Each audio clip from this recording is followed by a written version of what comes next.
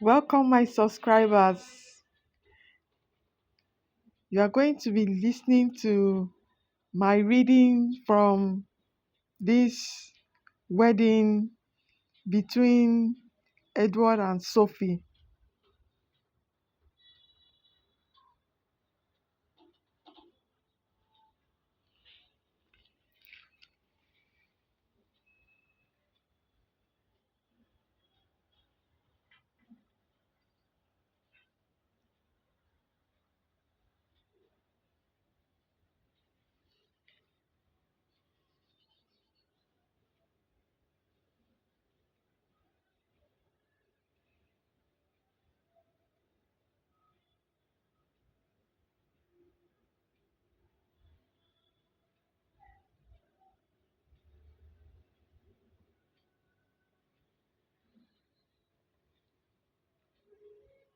Royal weddings are not like other weddings.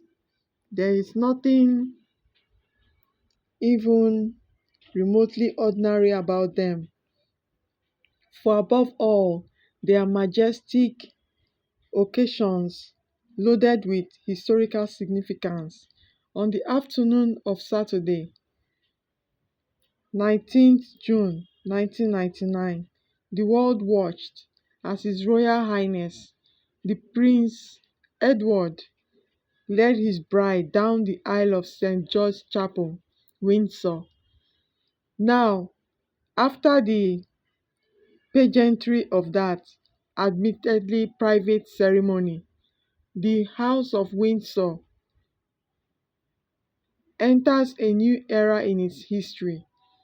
This triumphantly happy couple are perfect symbols of modern royalty for the 20th for the 21st century.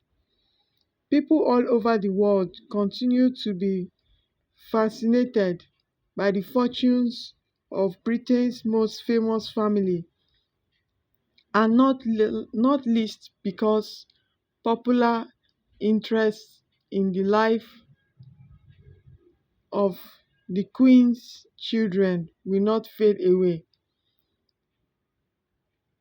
This marriage is not about the succession to the throne, as had been the case when the world watched the wedding of the Prince and Princess of Wales in 1981.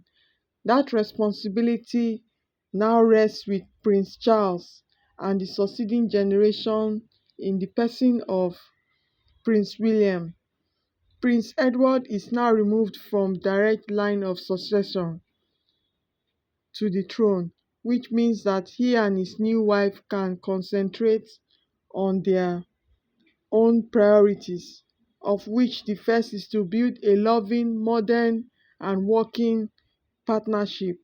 Their marriage is, however, extremely significant because it will em- embody a new agenda for the Windsors in the years ahead. After one of the most turbulent decades of the Queen's reign, the foundations of the monarchy were seismically shifted by the divorces of Edward's sister, Princess Anne, and his brother, Prince Charles.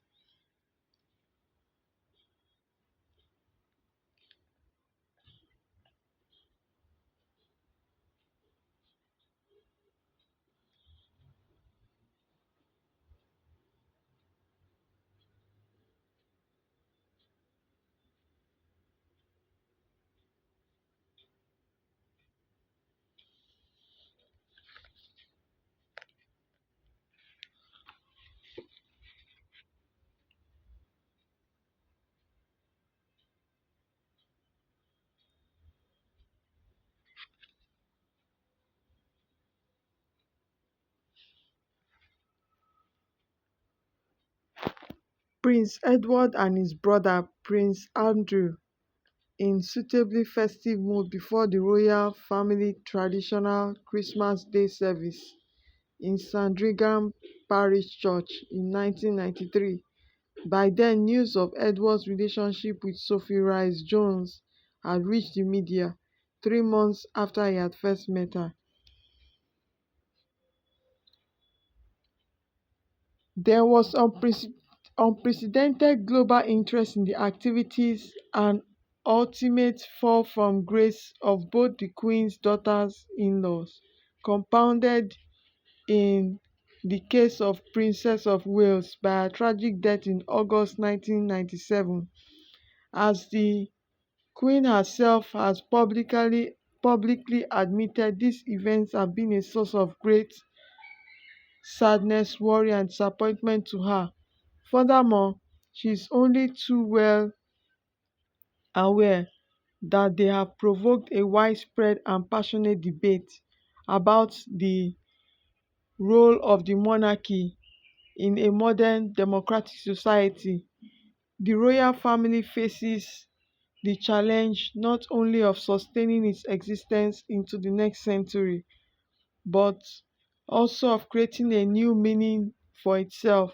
Prince Edward's marriage will inevitably be part of that process. The pressure on the couple to make a success of their union are immense.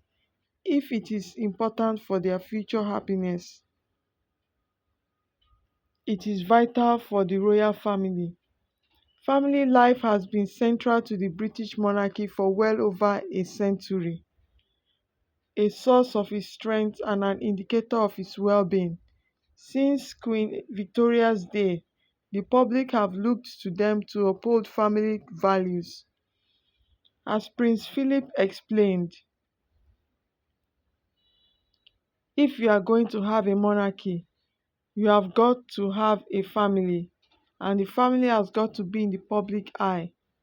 Attitudes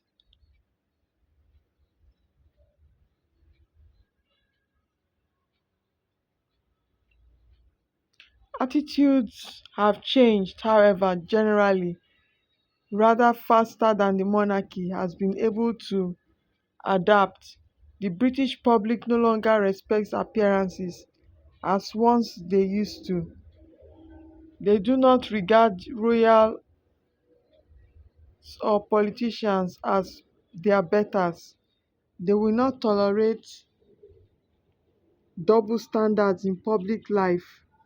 They require their leaders to respect them rather than simply advocate a particular lifestyle, as recent events have shown. The royal family is now more answerable to the public than ever before, and its members must modify their ways if they are to retain a meaningful position in British life. At over 5 years, the courtship of Edward and Sophie is by far the longest wooing by any member of the royal family. From the beginning, the hallmark of the relationship has been discretion. Indeed, it has been conducted with an almost compulsive desire for privacy.